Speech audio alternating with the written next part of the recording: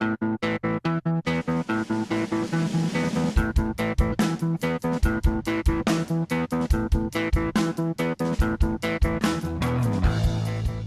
let's start with just getting your thoughts on what Jared was just talking about, this idea that we are likely to see two kind of parallel systems, the citizen world, the world of citizen empowerment and the world of conventional states. So Sean, does that sound right to you?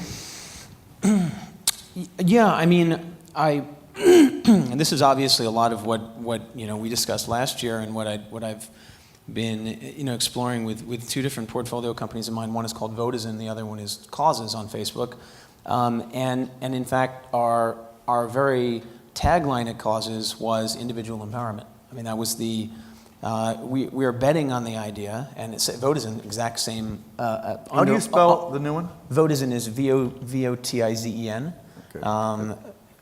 Founded by a political guy named David Benetti and a really super talented young designer from Mint named Jason Patorti.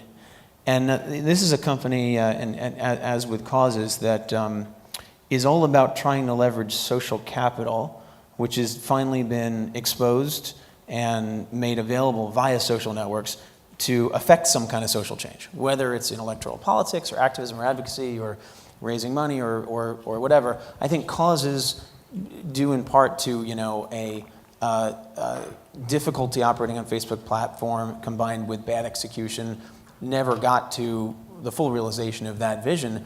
But fundraising is, I think, in some ways the least interesting aspect of it.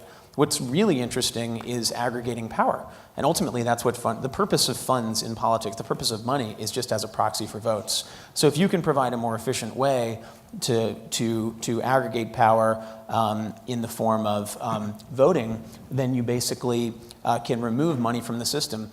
And that's a much more likely outcome than trying to convince lawmakers themselves to remove money from the system.